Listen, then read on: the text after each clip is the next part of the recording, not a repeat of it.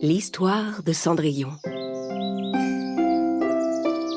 Il était une fois, dans un pays lointain, une ravissante jeune fille nommée Cendrillon.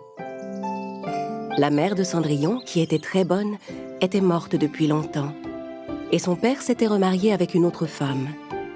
Cette femme avait 2 filles, aussi arrogantes, jalouses et querelleuses qu'elle. Elles passaient leur temps à se disputer, pour des choses aussi stupides qu'une simple brosse à cheveux. Mais arrête! Mais arrête, je te dis! Non, elle est à moi!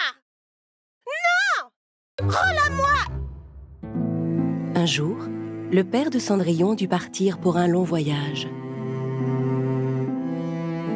La belle-mère en profita pour confier tous les travaux les plus pénibles de la maison à la pauvre Cendrillon.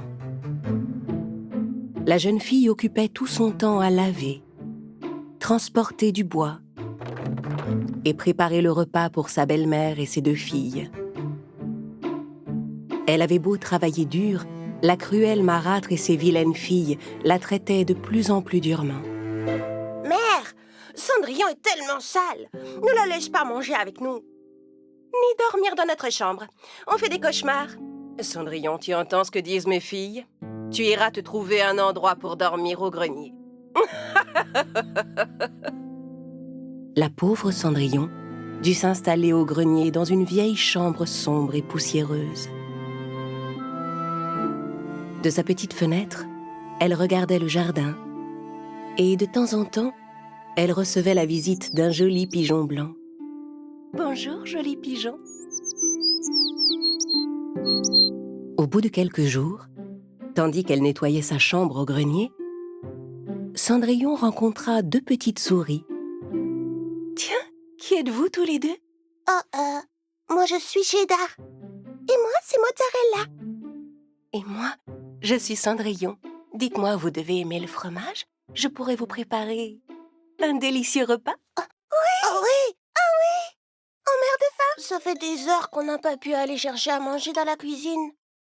Il y a un gros monstre poilu qui nous empêche de passer. C'est encore ce gros vilain chat. Ne vous en faites pas, demain matin, je vous préparerai un bon petit déjeuner. Le lendemain matin, Cendrillon descendit dans la cuisine sans faire de bruit. Pendant ce temps, le vilain matou attendait devant le petit trou de souris du mur de la cuisine pour attraper Cheddar et Mozzarella. Cendrillon prit discrètement des morceaux de fromage et les emporta avec elle pour remonter au grenier. Mais elle se trouva nez à nez avec les filles de sa belle-mère. « Qu'est-ce que tu tiens là? Et où est-ce que tu comptes aller avec ça, hein? C'est juste un petit peu de fromage pour le petit déjeuner. » Mère! Tu entends ça? Cendrillon vole notre nourriture. Moi voler? Non, c'est faux. Je ne vole jamais. Tais-toi! Voleuse et menteuse avec ça. Quelle vilaine fille tu es! Les petites souris descendirent l'escalier et se mirent à courir dans la cuisine pour effrayer les vilaines sœurs. Oh non, une souris! Oh non! Quelle horreur! Attends! Oh non! Une souris! 2! Au secours! La belle-mère s'apprêtait à chasser les 2 petites souris quand soudain, on entendit frapper à la porte. C'était l'ambassadeur du palais. Sa Majesté le Prince donnera exceptionnellement un grand bal au château demain soir. À cette occasion, toutes les jeunes filles du royaume sont invitées. Dès qu'elles entendirent parler du grand bal, Javotte et Anastasie se précipitèrent dans leur chambre, tout excitées, pour choisir la robe qu'elles allaient porter. Leur mère aussi tenait à ce que ses filles se fassent belles. Les 2 méchantes sœurs obligèrent Cendrillon à leur préparer les plus belles tenues pour le bal.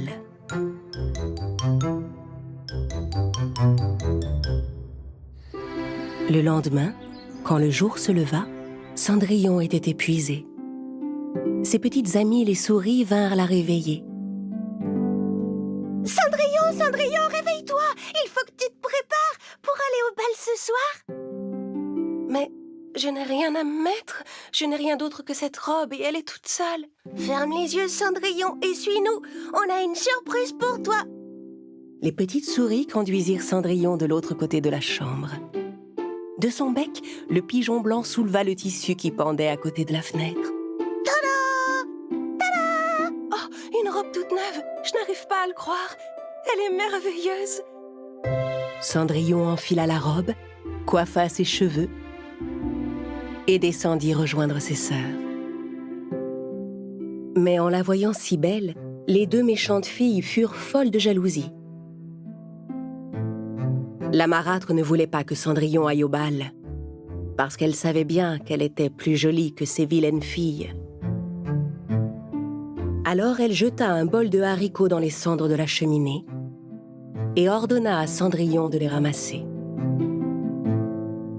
Si tu peux retrouver les haricots dans les cendres et les remettre proprement dans le bol en moins de 5 minutes, tu pourras peut-être venir avec nous. Cendrillon avait tellement envie d'aller au bal qu'elle commença à ramasser les haricots. En voyant dans quelle situation elle se trouvait, ses amis accoururent pour l'aider. En moins de 5 minutes, ils avaient ramassé tous les haricots et tout remis dans le bol. Cendrillon courut vers sa belle-mère qui était déjà en train de partir et lui montra le bol de haricots. La marâtre était bien décidée à empêcher Cendrillon d'aller au bal. Elle lui dit qu'il n'était pas question qu'elle aille au palais avec une robe pleine de cendres. La vilaine femme et ses deux filles laissèrent Cendrillon et se mirent en route pour le château. La pauvre jeune fille était si triste. Elle alla s'asseoir dans le jardin et se mit à pleurer au pied du noisetier que sa mère avait planté des années auparavant. À cet instant, l'arbre se mit à trembler et à scintiller, et une magnifique fée apparut juste devant Cendrillon. « Je suis une bonne fée, je suis venue t'aider. Ne sois pas triste, mon enfant. Toi aussi, tu vas te rendre à ce bal. »« Comment ? Je ne peux pas y aller dans cet état ? Laisse-moi faire, je m'en charge. Il me faudrait juste une grosse citrouille. Pour le reste, j'ai ce qu'il me faut. »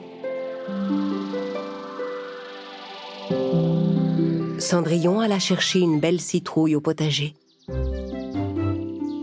La bonne fée agita sa baguette magique en direction de la citrouille, qui se transforma soudain en un superbe carrosse.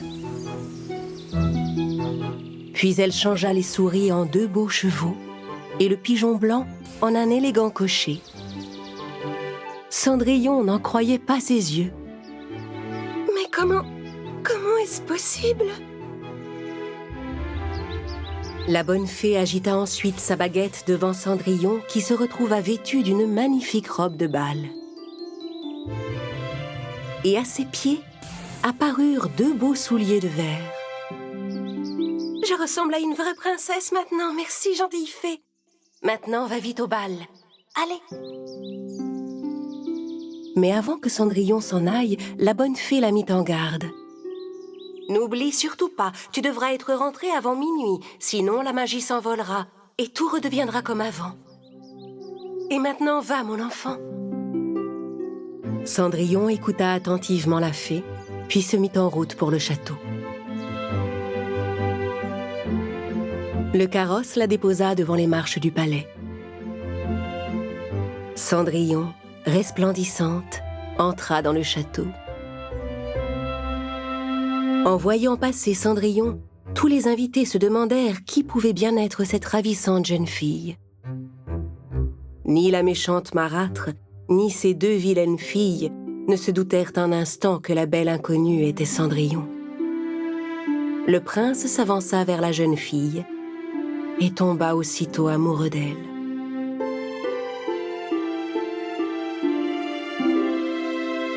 Ravissante jeune dame, m'accordez-vous cette danse?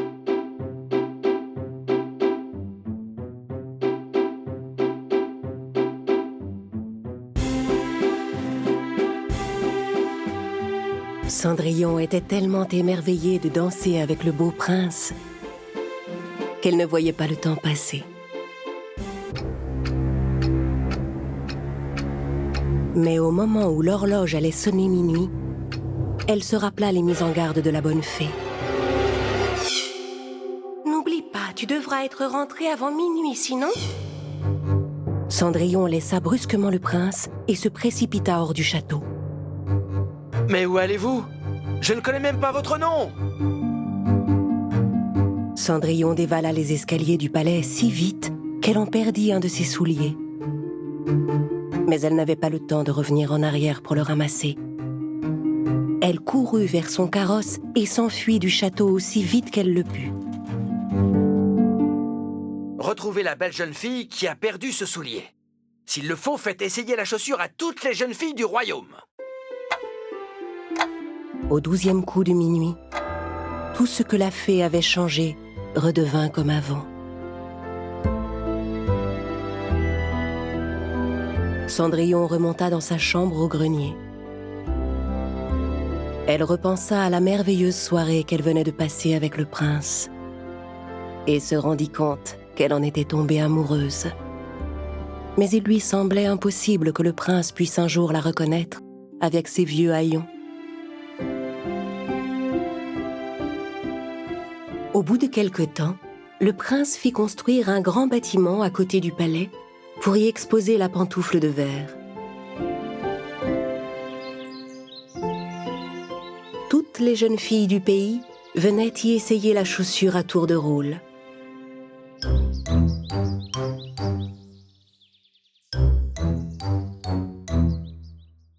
Même la belle-mère de Cendrillon emmena ses filles essayer le soulier. Mais elle refusa que Cendrillon les accompagne. Tu perds ton temps. Tu étais restée à la maison. Il est impossible que cette chaussure soit la tienne, voyons. Et elle ira sûrement bien mieux à Anastasie ou à moi. Mais moi aussi, je suis une jeune fille du royaume. J'ai le droit d'essayer la chaussure comme les autres. Mais la marâtre ne voulait pas écouter Cendrillon. Elle l'enferma dans la maison et s'en alla avec ses filles. Bien sûr, le soulier de verre n'allait ni à Anastasie, ni à sa sœur Javotte. Oh, attendez une petite seconde, je crois que ça va aller. Le soir venu, alors que le palais du soulier de verre illuminait la nuit, Cendrillon parvint à s'échapper de la maison grâce à l'aide de ses amies les petites souris. Elle arriva devant le majestueux bâtiment, entra et se dirigea vers le soulier. Au moment où elle s'apprêtait à essayer la chaussure, le prince entra dans la pièce. Arrêtez, ne bougez plus! Vous allez abîmer cette chaussure! Non, je vous assure, c'est mon soulier, il me va parfaitement. C'est vrai, elle dit la vérité. C'est elle, c'est Cendrillon. Cendrillon glissa son pied dans la chaussure devant le prince. Et il put constater que le soulier allait parfaitement à la jeune fille. C'est vous? Vous êtes... Mais oui! Vous êtes la belle jeune fille avec qui j'ai dansé. Quel est votre nom? Cendrillon, votre Altesse, Cendrillon. Voulez-vous m'épouser, Cendrillon? Cendrillon accepta avec joie la proposition du prince, dont elle était tombée amoureuse. Ils se marièrent et s'installèrent ensemble au château, où ils vécurent heureux pour toujours.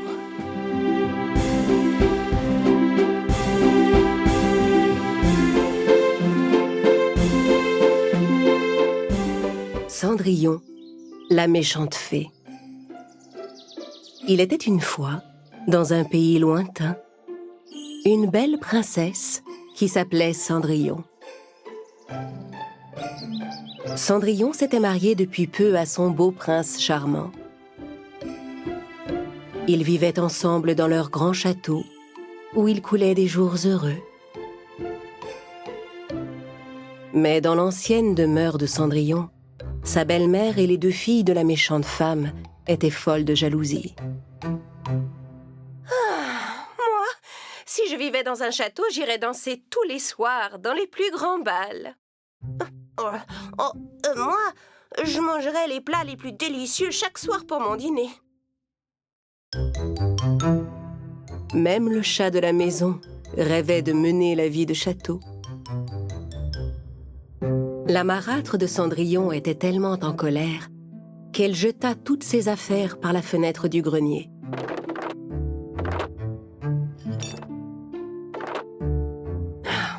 À quoi bon garder toutes ces vieilles choses? De toute façon, ça ne sert à rien. Soudain, la belle-mère remarqua une boîte qui traînait dans un coin. Curieuse, elle ouvrit la boîte et trouva dedans une vieille montre gousset. Elle prit la montre et redescendit dans le salon. Les deux sœurs étaient aussi très intriguées en découvrant cette vieille montre. Elles appuyèrent sur le petit bouton qui se trouvait sur le côté pour voir l'intérieur de la montre. La montre ressemblait à toutes les montres gousset avec un petit miroir dans le couvercle, à ceci près que les aiguilles se mirent tout à coup à tourner à l'envers. Et soudain, une intense lumière s'échappa de la montre, illuminant toute la pièce. La mère et ses filles n'en croyaient pas leurs yeux, quand brusquement, une méchante fée apparut devant elles. Enfin délivrée! Me voilà de retour dans le monde réel. Vous... Quoi? Qui êtes-vous? Je suis une fée, vous voyez bien. Je suis la fée du passé. La fée du passé avait été chassée du monde des fées parce qu'elle avait le cœur mauvais. C'était une méchante fée. Elle dit à la marâtre et à ses filles: « Maintenant, celle d'entre vous qui m'a délivrée a droit à un vœu. Ce que vous voulez, je l'exaucerai. » Non, moi, je vous assure. C'est moi qui ai appuyé sur le bouton. La méchante fée choisit d'exaucer le vœu de la belle-mère. Et sans hésitation, la méchante femme demanda: « Je veux que vous remontiez dans le temps jusqu'au soir du bal. Et au lieu de tomber amoureux de Cendrillon, le prince devra épouser une de mes merveilleuses filles. » La méchante fée agita sa baguette magique devant la montre gousset, et toutes les horloges du pays se mirent à tourner à l'envers et à remonter dans le temps.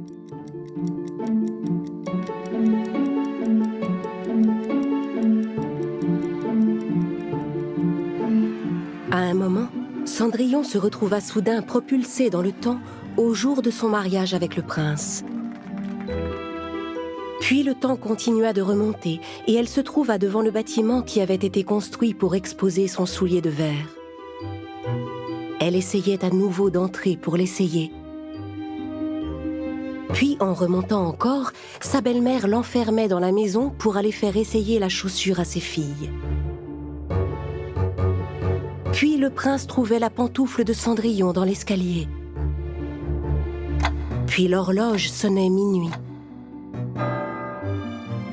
Puis Cendrillon dansait à nouveau avec le prince. Ensuite, elle se rendait au palais dans son carrosse citrouille. Et le temps continuait de remonter.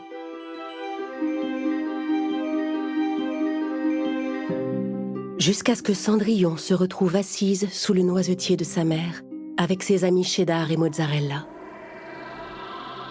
Et que la gentille fée apparaisse. « Ma belle Cendrillon, je suis venue pour t'aider. »« Bonne fée, mais qu'est-ce qui se passe tout à coup? Le prince ne sait même plus qui je suis. C'est sûrement encore un sale tour de ma sœur. C'est une très méchante fée. » La bonne fée raconta qu'il existait une mystérieuse boîte dans le monde des fées. Il était strictement interdit d'ouvrir cette boîte, mais sa sœur l'avait ouverte quand même.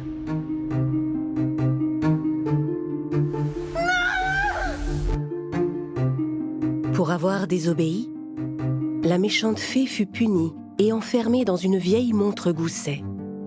Après être restée longtemps enfermée, elle venait d'être libérée de sa prison par la belle-mère de Cendrillon et ses filles. La bonne fée montra à Cendrillon que sa méchante sœur était avec elle. « Ta belle-mère a demandé une chose terrible à cette méchante fée. Pour l'empêcher, il n'y a qu'une solution. Nous devons absolument l'enfermer à nouveau dans cette montre. »« Oui, mais comment faire ?» La bonne fée Cendrillon et ses amis échafaudèrent un plan. Le temps remonta encore quelques jours en arrière. L'ambassadeur du palais annonça à nouveau le grand bal. Mais cette fois, Anastasie et Javotte ne parlèrent pas à Cendrillon de cette invitation, et elles se débrouillèrent toutes seules pour préparer leur tenue en secret. Le lendemain, pour empêcher Cendrillon d'aller au bal, la belle-mère l'enferma dans le grenier et s'en alla avec ses filles sans rien dire. Quand les 3 vilaines femmes arrivèrent au pied des marches du palais, la méchante fée apparut devant elles. Elle agita sa baguette magique et jeta un sort d'amour sur Anastasie. Sous l'effet de ce sort, dès que le prince vit Anastasie pénétrer dans la salle de bal, il fut subjugué. Il s'avança vers elle et l'invita à danser.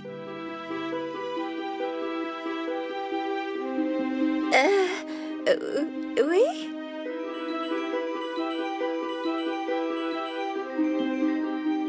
Pendant ce temps, Cendrillon et ses amis les souris, toujours enfermés dans le grenier, attendaient la bonne fée. Le pigeon blanc arriva par la petite fenêtre de la chambre de Cendrillon.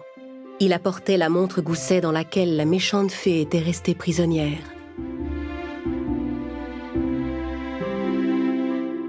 Un instant plus tard, la bonne fée apparut enfin. « Nous devons tout de suite retourner au noisetier. » La bonne fée agita à nouveau sa baguette et tout à coup, Cendrillon et ses amis se retrouvèrent devant le grand noisetier du jardin. Mais cachés derrière l'arbre, la méchante fée les attendait. Ton plan a échoué, ma chère sœur. Cendrillon ne retrouvera jamais son prince. Et cette fois, ça va être à ton tour de te retrouver piégée dans la montre. La méchante fée essaya de jeter un sort à sa gentille sœur, mais la bonne fée se défendait de toutes ses forces avec sa baguette magique.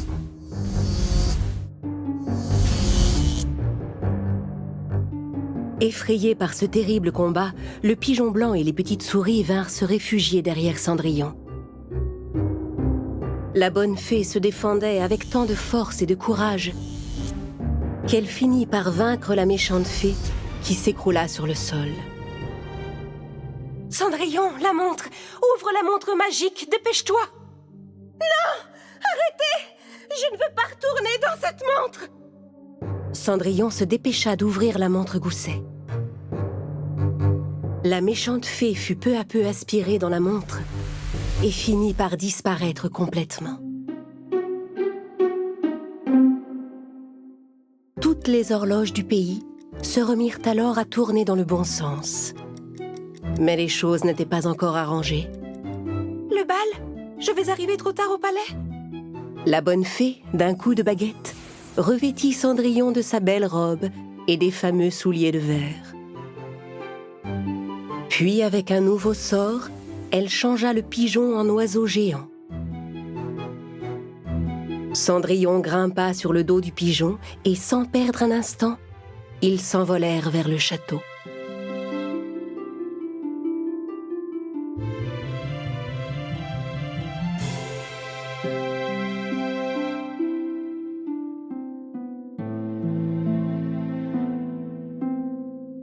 Mais en entrant dans la salle de bal, elle vit le prince qui dansait avec Anastasie.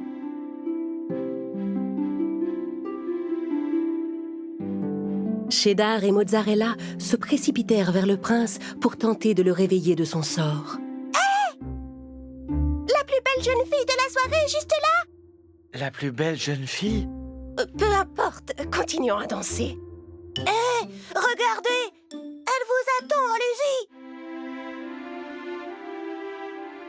Dès que le prince vit Cendrillon, il tomba à nouveau amoureux d'elle. Et la magie du véritable amour détruisit le sortilège de la méchante fée. Cendrillon et le prince commencèrent à danser. C'est étrange, j'ai l'impression de vous connaître. Votre beau visage me semble familier. Cendrillon était si heureuse de danser avec son prince. Même Cheddar et Mozzarella dansèrent toute la soirée. Finalement, tout rentra dans l'ordre. Cendrillon et le prince se marièrent à nouveau dans les jours qui suivirent. Et ils reprirent ensemble leur vie heureuse au château.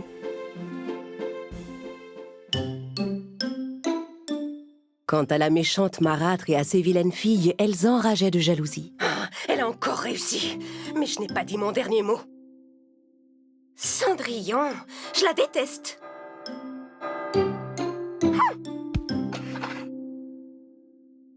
Cendrillon, les pantoufles magiques. Il était une fois, dans un pays lointain, une jeune fille au grand cœur, qu'on appelait Cendrillon. La princesse Cendrillon vivait avec son prince dans un magnifique château. Dans un village du royaume, vivait une vieille femme qui travaillait depuis de longues années dans une boulangerie. Le pain de cette femme était délicieux. Mais ce que les gens ignoraient, c'est que cette vieille dame était en fait une dangereuse sorcière. Régulièrement, la sorcière Xena descendait dans la cave de sa boutique, à l'abri des regards, pour préparer toutes sortes de potions pour les gens qui le lui demandaient.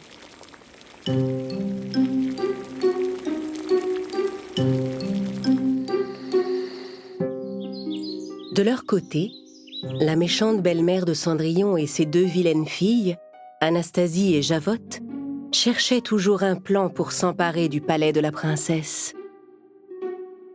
Je suis sûre qu'elle a eu recours à la magie. Anastasie avait entendu parler de la sorcière Xena, qui préparait en secret des potions dans la cave de sa boutique. Ce jour-là, Cendrillon et son époux le prince décidèrent de donner un grand bal au château. Je crois que je vais mettre mes souliers de verre le soir du bal. Tandis que les préparatifs du bal avançaient, la marâtre et ses filles se rendaient en secret chez la dangereuse sorcière. Elles traversèrent une forêt et arrivèrent devant un panneau qui portait d'étranges inscriptions. En suivant la direction indiquée, elles virent l'entrée d'un tunnel et entrèrent à l'intérieur. Dans le tunnel sombre et mystérieux, des torches s'allumaient comme par magie sur leur passage. Au bout de quelques mètres, un hibou surgit tout à coup devant elle.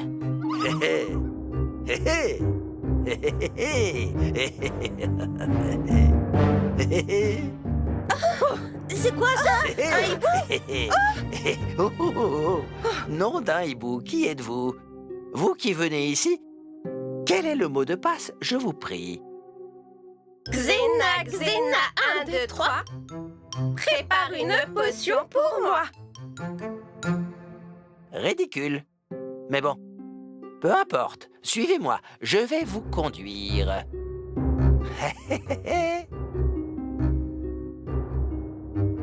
Veuillez ouvrir la porte pour moi, s'il vous plaît. Dans l'autre sens. Merci, mesdames. Xena, vous avez de la visite. Elles entrèrent dans une pièce pleine de potions, de flacons, de marmites et d'ustensiles étranges. Il y avait toutes sortes d'herbes et de plantes et des chauves-souris qui volaient tout autour. Mère, cet endroit est vraiment effrayant. Vous ne trouvez pas? Dans cet étrange endroit, la marâtre et ses filles attendaient la sorcière avec anxiété. Enfin Xena arriva, coiffée d'un grand chapeau noir pointu, qu'elle souleva pour montrer son visage.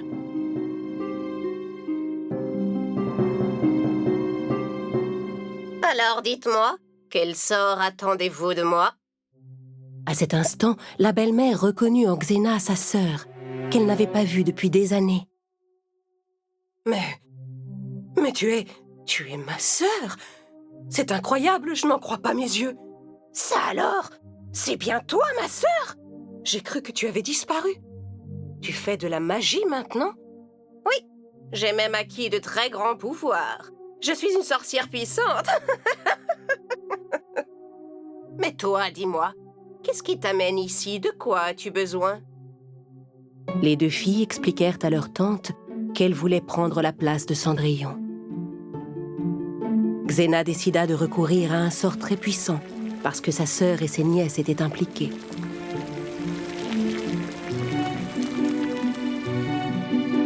Elle demanda à chacune des filles de lui donner un cheveu qu'elle plaça dans un bol. Et elle ajouta un étrange liquide magique. Puis elle prit l'empreinte des pieds d'Anastasie et de Javotte dans une bassine remplie de terre. Elle versa son mélange magique sur les empreintes et tout à coup, le soulier de verre de Cendrillon apparut devant elle comme par magie. Miaulement de chat et vers de terre, les pantoufles de Cendrillon la jetteront à terre. En entendant la voix de sa belle-mère, elles s'arrêteront, puis marcheront en avant et en arrière.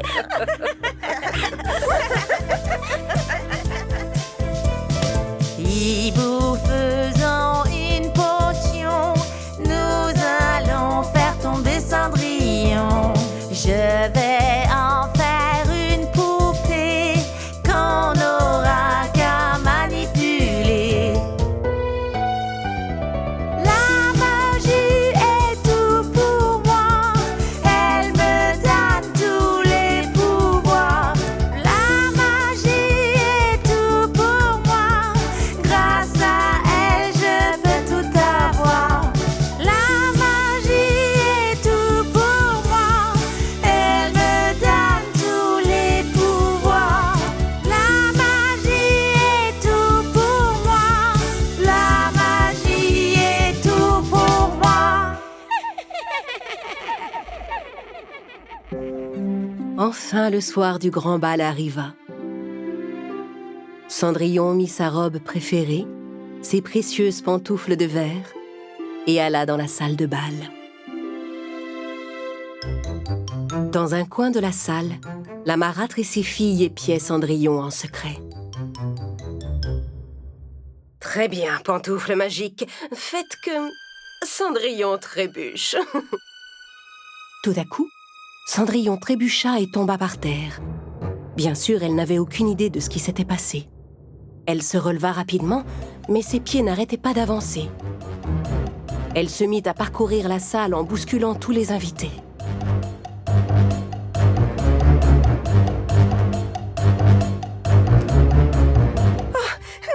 Qu'est-ce qui m'arrive tout à coup? Cendrillon courait dans tous les sens, à droite et à gauche. Ni le prince ni les invités du bal ne pouvaient l'arrêter. Finalement, elle sortit du palais et se mit à dévaler les escaliers, toujours incapable de contrôler ses pieds. Pendant ce temps, les vilaines sœurs et leur mère regardaient Cendrillon en ricanant. La princesse Cendrillon est partie en courant. Oh, vous avez vu ça? Pourquoi Cendrillon a quitté le château si brusquement? Est-ce qu'elle aurait soudain perdu la tête? Cendrillon s'éloignait de plus en plus du palais. Va te perdre dans la forêt, princesse Cendrillon. Voyant ce qui se passait, les amis de Cendrillon, Cheddar et Mozzarella, se précipitèrent sous le grand noisetier pour appeler la bonne fée à l'aide. Bonne fée, venez vite, où que vous soyez, on a besoin de votre aide. La bonne fée apparut tout à coup devant les deux petites souris et se précipita pour rattraper Cendrillon. Tandis qu'elle courait, les chaussures changèrent de couleur et devinrent soudain rouges. La bonne fée agita sa baguette magique vers les souliers de Cendrillon, mais cela n'avait aucun effet. Souliers rapides qui couraient comme des fous. Enfoncez-vous sur ce chemin de boue. La formule magique transforma la terre du chemin en une boue molle dans laquelle les pantoufles commencèrent à s'enfoncer, arrêtant leur course folle. Malheureusement, Cendrillon aussi s'enfonçait dans la boue. Au secours! Bonne fée, je m'enfonce dans le sol! La bonne fée agita 3 fois sa baguette et fit apparaître des ailes dans le dos de Cendrillon. En battant des ailes, Cendrillon réussit à s'élever dans les airs et à échapper à son piège de boue. Merci, bonne fée, vous m'avez sauvée une fois de plus. Mais je peux dire adieu à mes pantoufles. Tes pantoufles de verre ont été ensorcelées, Cendrillon. Viens vite, nous devons retourner au château. La bonne fée donna à Cendrillon une nouvelle paire de chaussures et elles rentrèrent ensemble au palais. Cendrillon était tellement heureuse de retrouver son prince et ses fidèles amis.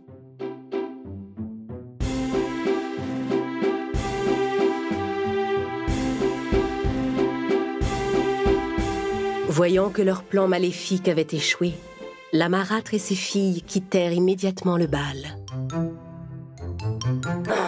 Les gentils gagnent toujours. C'est insupportable.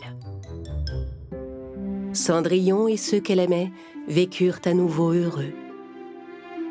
Le hibou, qui avait tout vu, alla raconter à Xena ce qui s'était passé. Xena, vous savez, l'histoire des chaussures, ça a raté. Non. Mais enfin, c'est impossible. Qui peut résister à une magicienne telle que moi? Personne n'en est capable. Cendrillon et les 3 sorcières. Il était une fois, dans un pays lointain, une puissante sorcière nommée Xena. Xena était convaincue qu'elle était la magicienne la plus puissante qui ait jamais existé. Mais depuis qu'une bonne fée avait réussi à briser un de ses sorts, Xena se rendait compte que son pouvoir avait faibli. C'est pourquoi elle avait décidé d'utiliser sa magie pour appeler d'autres sorcières à se joindre à elle. Venez à moi, je vous appelle. Venez. Joignons nos forces, sorcières et magiciens de tout pays. C'est allumé? Envoyez-moi un signe. La première à répondre à l'appel de Xena fut la méchante sorcière Grimhilde. Puis ce fut Vega, la terrible sorcière des mers, qui se joignit à la conversation. Ensemble, elles commencèrent à échafauder des plans maléfiques. Grimhilde expliqua qu'elle voulait détruire la beauté de Blanche-Neige et Vega qu'elle comptait s'emparer du royaume bleu des mers en s'attaquant à la petite sirène Ariel. Nous allons gagner la guerre contre ces insupportables princesses. Mais d'abord, nous devons commencer par Cendrillon. Oui, mais ensuite, nous nous occuperons de Blanche-Neige. Et de la petite sirène Ariel.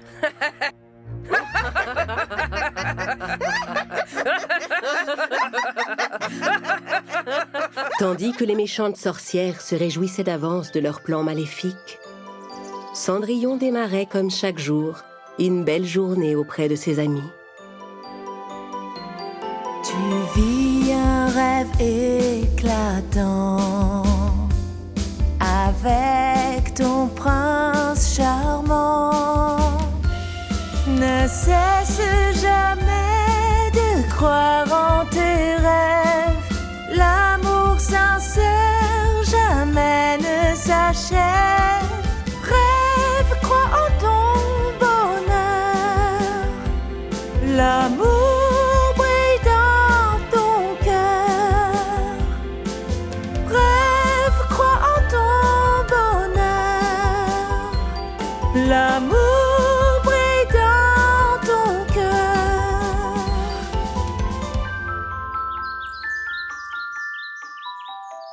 Comme tu es belle ce matin, ma princesse. Mais avant qu'elle puisse répondre, la terre se mit soudain à trembler sous leurs pieds.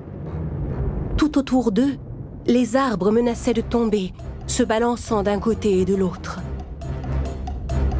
L'ami de Cendrillon, le pigeon blanc, vola vers eux d'un air affolé.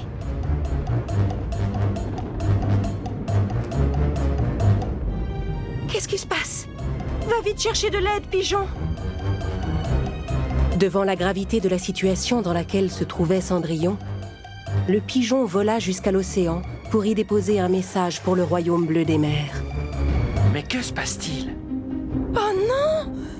Non! Le château, là, regarde! Notre château s'écroule! Le château s'effondrait sous leurs yeux. Il était sur le point de disparaître totalement. Car toutes ensemble, les 3 méchantes sorcières, Xena, Grimhilde et Vega, jetaient des sortilèges à travers leurs boules de cristal. Certaines à présent que rien ne pouvait plus les arrêter. Quand ton château se sera écroulé pour de bon, il ne restera plus rien de toi, ma très chère Cendrillon. Terminé. Alors que Cendrillon et le prince s'enfuyaient loin du château, il se mit à pleuvoir. Ils s'arrêtèrent un instant sous un grand noisetier pour s'abriter. Regardez, c'est un noisetier. On pourrait peut-être appeler la bonne fée. Cendrillon posa sa main sur le tronc de l'arbre, ferma les yeux et appela la bonne fée. « Bonne fée, gentille fée, une fois de plus, viens nous aider. » En entendant la voix de Cendrillon, la bonne fée apparut sous le grand arbre. Elle agita sa baguette pour comprendre ce qu'il se passait. Oh, dans l'arbre, des sorcières! Cendrillon, tout ça est l'œuvre de 3 puissantes sorcières. Elles sont très fortes, il faut absolument briser ce sort. D'un coup de baguette magique, Oh! la bonne fée transporta tout le monde vers le château. En arrivant, ils furent sidérés de ce qu'ils découvrirent. Le palais avait disparu et à sa place se dressait un nouveau château à l'aspect lugubre. Cheddar et Mozzarella aussi étaient sous le choc. Soudain, la sorcière Xena apparut devant le sinistre manoir, suivie de près par Grimhilde et par la vilaine Vega. Inutile de venir jusqu'ici, mes chers. Vous n'avez plus de maison désormais. Et maintenant, vous allez disparaître à votre tour.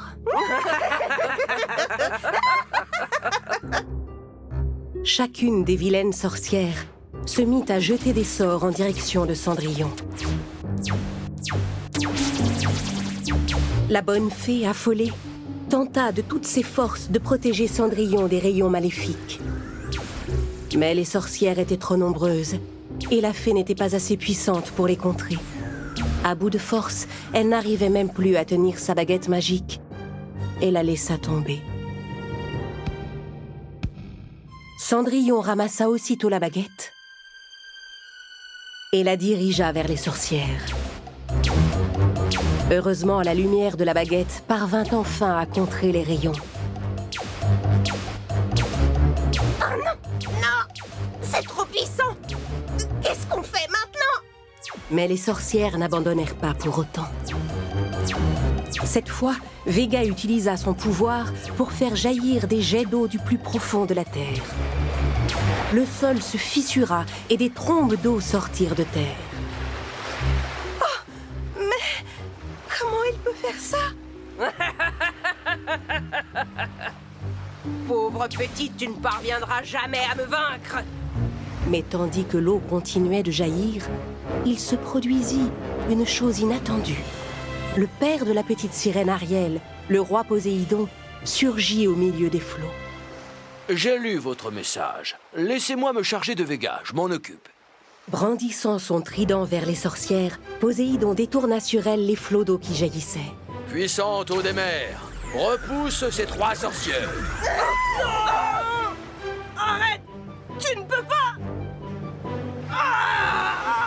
Vega essaya d'arrêter les flots d'eau, en vain. Poséidon pointa à nouveau son trident vers les sorcières et fit geler toute l'eau, de sorte que les méchantes femmes se retrouvèrent piégées dans un gros bloc de glace. La bonne fée s'approcha pour lui prêter main forte. Avec sa baguette magique, elle entoura le bloc de glace de lourdes chaînes qu'elle attacha avec un solide cadenas. Puis elle souleva le bloc et l'envoya tout en haut d'une montagne où personne n'osait monter. Les sorcières étaient enfin vaincues. Merci, roi Poséidon. Poséidon rentra dans son royaume bleu des mers. La bonne fée fit disparaître le sinistre château des sorcières et remit à sa place la belle demeure de Cendrillon et du prince. Ils étaient tellement heureux de retrouver leur palais.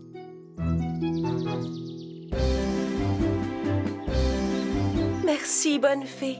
Quels que soient les maléfices que déploieront ces sorcières, elles ne parviendront jamais à vaincre votre bonté. Compte sur moi, je serai toujours là pour te protéger, ma chère Cendrillon. Les sorcières furent punies pour ce qu'elles avaient fait. Elles restèrent piégées dans leur bloc en haut de la montagne, jusqu'à ce que le soleil fasse fondre la glace et qu'elles puissent rentrer chez elles. Cette guerre n'est pas encore terminée, ma chère Cendrillon. Elle a beau dire, ta bonne fée ne suffira pas toujours à te protéger.